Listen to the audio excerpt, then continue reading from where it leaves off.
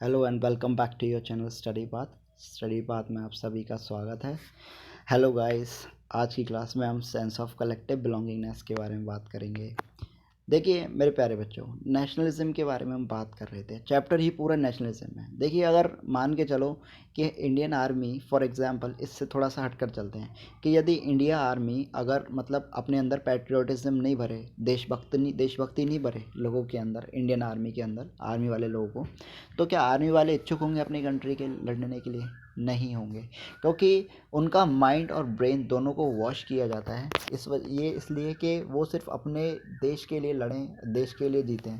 तो कुल मिला के बात सिर्फ और सिर्फ अपने राष्ट्रभक्ति की आ रही थी। अब देखिए 19वीं शताब्दी में ऐसा क्या हुआ कि महात्मा गांधी जी को और मेन इम्पोर्टेंट लीडर्स को, जैसे बंकिम चंद्र चटर्जी हो गए, महात्मा गांधी जी हो गए, इन लीडर्स को ऐसा क्यों लग रहा था कि नेशनलिज्म की जो फीलिंग है वो अभी भी मतलब लोगों के अंदर रुझान पूर्वक नहीं है। तो ऐसा इसलिए हुआ कि जब 19वीं शताब्दी आई तो उससे पहले भारत सोने की चिड़िया कहा जाता था। जैसा कि आप लोगों को भी पता है कि जब ब्रिटिशर्स का शासक नहीं चल रहा था, तो उससे पहले बहुत ज़्यादा मतलब कह सकते हैं कि इंडिया के पास काफ़ी सारा सोना था। हमने एक बार पहले भी पढ़ा था क्लास 8th के अंदर कि जब वास्को ड गामा आया था तो भारत से अपने कॉस्ट, जो उसकी शिप का कॉस्ट था, उसकी 60 गुना ज़्यादा प्रॉफिट लेकर गया था भारत से यूरोप के अंदर। तो वही सारी चीज़ें कि अब हमारे अंदर नेशनलिज्म की फीलिंग क्यों अरोज़ हुई 19th सेंचुरी में, ये कारण अब हम जानने के लिए बहुत ज़्यादा बेताब हैं। तो अब हम आगे पढ़ते हैं नेशनलिज्म की फीलिंग क्या है और नेशनलिज्म वाला कंसेप्ट क्या है। तो देखिए नेशनलिज्म जनरली एक कंसेप्ट है जो लोगों के अंदर आना ज़रूरी था, क्योंकि लोगों का ये बिलीव था। नेशनलिज्म का मतलब ये होता है कि लोगों को एक साथ लाना, एक नेशन में एकत्रित करना और उनकी यूनिटी को बाइंड करना, जिससे कि वो लोग एक साथ रहें, यूनिवर्सल रहें, कॉमन ब्रदरहुडनेस रहे लोगों के बीच में, आपसी जो मतभेद हैं वो सब ख़त्म हो जाएं। और सब जो डिफरेंट डिफरेंट कल्चर्स जो फॉलो कर रहे थे, उस टाइम डाइवर्सिटी काफ़ी ज़्यादा थी 19वीं शताब्दी से पहले, तो लोगों को एक कॉमन नेशन को अप्रोच करने के लिए कि क्यों हम आज़ादी तो चाह रहे हैं, लेकिन आज़ादी क्यों चाह रहे हैं, हम एकत्रित होना चाहते हैं, वो सारी चीज़ें जो थी वो इसके अंदर आनी ज़रूरी थी। But there was a variety of culture process through nationalism capture the people imaginations. अब देखिए यहाँ पर ऐसा एक बात तो नहीं थी, यहाँ पर कई सारे कल्चर्स प्रोसेसेस है ना।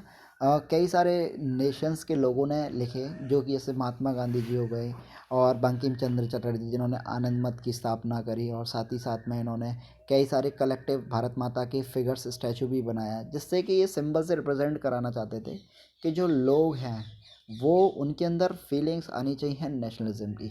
देखिए ये टॉपिक जो है मेरे प्यारे बच्चों, बहुत ज़्यादा इम्पोर्टेंट इसलिए भी बनता है क्योंकि इससे 5 नंबर का क्वेश्चन पूछ लेता है।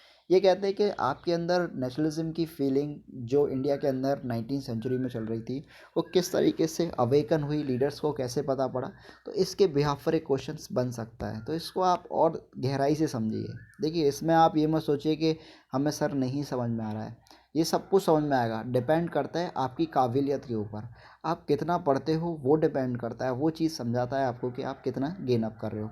ये कुछ भी चीज़ें ज़िंदगी के अंदर एक सार है कि कुछ भी ज़िंदगी में बड़ा नहीं होता, कुछ भी इम्पॉसिबल नहीं होता। इम्पॉसिबल वर्ड भी एक ग्रीक लेटर में डिफाइन है कि आई एम पॉसिबल, जो मतलब लैटिन वर्ड में भी उसको तोड़ दिया गया है एक तरीके से कि वो वर्ड जो है वो एक पॉसिबल वर्ड है। अब देखिए यहाँ पर एक create this help to create images. अब देखिए यहाँ पर क्या हुआ कि ये भारत माता का सिंबल जो है, वो भारत माता का जो सिंबल है वो अवेंद्रनाथ टैगोर जी ने 1905 के अंदर फिगर बनाया था। ये भी सिर्फ इसी बात को दर्शाता है कि कैसे जो नेशनलिज्म की फीलिंग। अब देखिए यहाँ पर देख रहे हो ना आप लोग कि यहाँ पर एक एस्थेटिक एक ऑलरेडी खड़ी हुई है जो कि एक एस्थेटिक है, और वुमेन्स को उस टाइम पर कोई ज़्यादा दर्जा रोल नहीं दिया जाता था, इसलिए वुमेन को एक सिम्बलाइज फिगर रखा गया है।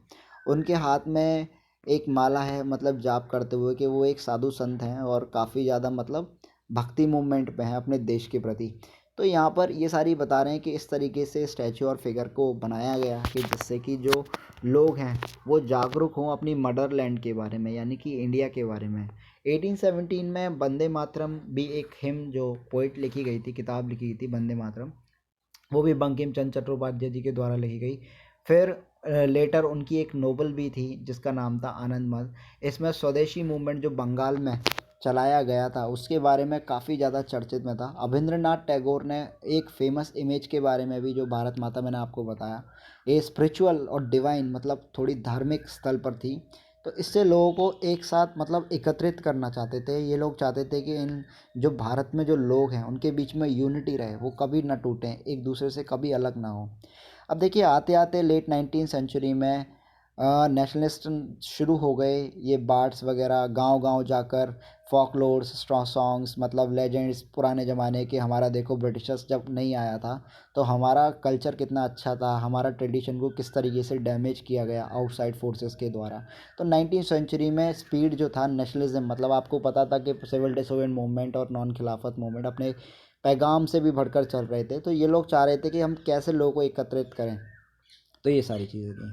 अब देखिए रविंद्रनाथ टैगोर ने काफ़ी ज़्यादा बैलेड, नर्सरी राइम्स, मिथ वगैरह, है ना, ये सारी चीज़ें, फॉकलोर्स, मतलब ये सब एकत्रित किए और हर जगह जगह जाकर ये बता देते हैं। देखिए जवाहरलाल नेहरू का एक प्रिंट भी है, वो जवाहरलाल नेहरू को एक इमेज भी है इसमें आपको जो दे रखी है। इसमें बताया कि इन्होंने एक भारत माता की किताब अपने दिल से लगा रखी है। और ये देखो आप ये बता रहे हैं कि कितने ज़्यादा सेक्रीफाइस इन लोगों ने किया है अपनी मदर को बचाने के लिए, है ना। ये उनकी एक इमेजिनेशन थी कि वो चाहते थे कि एक भारत माता रहे और सब मतलब उसी के प्रति अपना रुझान रखें और अपने भारत को अच्छी तरीके से चलाएं। अब देखिए यहाँ कई अलग अलग जगह होती, जैसे मद्रास में एक नटिया शास्त्री थे। उन्होंने काफ़ी ज़्यादा कलेक्शन किया तमिल फॉकलोर्स का, साउदर्न इंडिया को लेकर भी कई सारी चीज़ें। इस तरीके से उन्होंने अपने मैनिफेस्टेशन को रियल थॉट्स में परिवर्तित करने के लिए उन्होंने काफ़ी सारी एक ऐसे फॉकलोर्स लगे कि हमारा देखिए तमिल का कल्चर किस तरीके से हुआ करता था और आज ब्रिटिशर्स का राज है तो उसकी वजह से वो कैसा हो गया, है ना।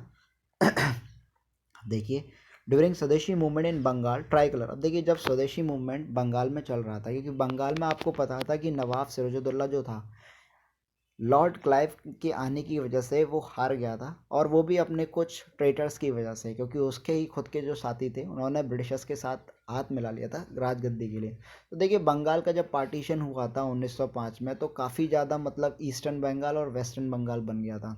बात समझ में आ रही है। तो जो ईस्टर्न वाला बंगाल है आज की डेट में उसको बांग्लादेश कहा जाता है और जो वेस्ट बंगाल है वो हमारे यहाँ है। इसलिए दो हिस्सों में 20 से डिवाइड कर दिया गया था। तो अब आज जो ईस्टर्न हम कहते हैं ना बंगाल, वो ईस्टर्न बंगाल अब बांग्लादेश बन चुका है। तो देखिए यहाँ पर इस यूनिटी को लाना बहुत ज़रूरी था। तो जो स्वदेशी मूवमेंट था ये जब चलाया जा रहा था बंगाल के अंदर, तो इसमें रेड ग्रीन येलो कलर का फ्लैग जो था वो डिज़ाइन किया गया था उस टाइम पर। 8 लोटस रिप्रेजेंट किए गए थे, 8 provinces Britishers India, 8 lotus represent कर रहे थे 8 प्रोविंसेस जो ब्रिटिशर्स ने इंडिया के अंदर बनाई बनाई हुई थी अपनी, है ना। क्रिसेंट मून भी बनाया था इधर। तो ये आप इस इमेज को आप न्यूट्रलाइज कीजिए और देखिए जनरली कि इस म्यूज़ में क्या दे रखा है। तो 1921 के आते में महात्मा गांधी जी को लगा कि अब हमें ट्राई कलर जो है वो एक एक्यूरेट बना लेना चाहिए। तो इन्होंने रेड ग्रीन वाइट बनाया और उसके अंदर जनरली जो मिड वाला जो वाइट सेक्शन वाला पोर्शन है फ्लैग के अंदर, उसके अंदर 24 स्पोक्स हैं, है ना। तो ये सारी चीज़ें आप लोगों को समझ में आई होंगी, आई होप। देखिए अब यहाँ पर 19वीं सेंचुरी के आते आते इंडियंस को अपने मतलब प्राइड को, जो क्योंकि उनका प्राइड जो था, ब्रिटिशर्स का मानना ये था कि जो इंडियन पीपल्स हैं वो बहुत ज़्यादा बैकवर्ड हैं, प्रिमिटिव हैं, इनकैपेबल हैं कि वो अपनी शासन संस्था को नहीं चला सकते। तो इंडिया जो इंडियंस है उनको एक तरीके की अपनी इंसल्ट लगी कि उनका जो प्राइड है वो ब्रिटिशर्स के आने की वजह से कितना गिर रहा है।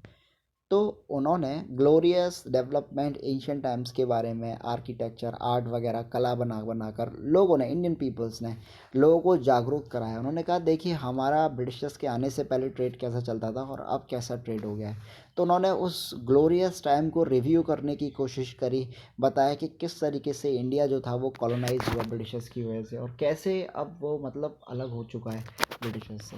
तो ये सारी आइकोनोग्राफी जो हिंदू माइथोलॉजी के अंदर जो भी पुराने रीति रिवाज किस तरीके से ब्रिटिशर्स के आने से चेंज हुए, वो सारे एफर्ट्स थे कि वो कैसे भी ना कैसे करके पीपल्स को एक साथ यूनाइट कर सकें। अब देखिए फाइनल टॉपिक है हमारा, कंक्लूजन की ओर बढ़ते हैं। तो a growing angers in the colonial government was bringing together. अब देखिए जो कॉलोनियल गवर्नमेंट के प्रति जो लोगों का रुझान था, मतलब लोग इतने ज़्यादा फ्रस्ट्रेट हो चुके थे ब्रिटिशर्स से कि इंडियन पीपल जो थे वो इन अपनी गुस्सा उतारने के लिए सब एकत्रित हो रहे थे। हमने देखा था ना कि मुस्लिम पीपल्स किस तरीके से नॉन कॉपरेशन मूवमेंट और खिलाफत मूवमेंट जब रोज़ किया था, तो उसमें एक साथ सम्मिलित हुए थे, क्योंकि कहीं ना कहीं उनको अल्टीमेटली इफ़ेक्ट पड़ रहा था ब्रिटिशर्स से। तो इसमें वही चीज़ बताइए कि कैसे उन्होंने हमारे ग्रीवेंस को, एक्सपेक्टेशन जो हमारी एक्सप्रेशन थी उनको दबाया, और फिर हमने किस तरीके से ये इंश्योर किया कि हम अपना मतलब एक यूनिटी बनाएंगे, अपने आप को डाइवर्स नहीं होने देंगे, हम अपने आप को टूटने नहीं देंगे। तो ये सारे जो इनर कॉन्फ्लिक्ट्स थे, महात्मा गांधी जी और कई बड़े बड़े लीडर्स है ना, बाल गंगाधर तिलक, सभी का योगदान था इन लोगों को यूनिटी में लाने के लिए। तो आई होप कि आपको ये चैप्टर्स तो समझ में आ गया होगा, और मैं आशा करता हूँ कि आप अच्छे से पढ़ाई कर रहे हो, क्योंकि बेटा पढ़ाई करोगे तो ही अच्छा पाओगे। और किसी ने खूब बखूब कहा है कि जितना हम पढ़ते हैं, ऐसा नहीं है कि कोई अंदर से ही पैदा होता है ब्रिलियंट, जितना हम पढ़ेंगे उतना ही हम गेन करेंगे, और आने वाले समय में अपने माता पिता का नाम भी रोशन करेंगे। तो ये कोई दिमाग से बड़ा नहीं होता है, सब डिपेंड करता है अपने ऊपर कि हम कितना पढ़ते हैं। हम अच्छा पढ़ेंगे तो हम तभी तो अच्छा गेन कर पाएंगे। तो ये सारी बातें, आई होप अब आपको समझ में आया होगा। लेक्चर थोड़ा ज़्यादा बड़ा हो जाएगा, अब वैसे भी ख़त्म ही हो गया है। तो अब हम अगली क्लास में आपसे फिर मुलाकात करते हैं। Till the time take care, bye.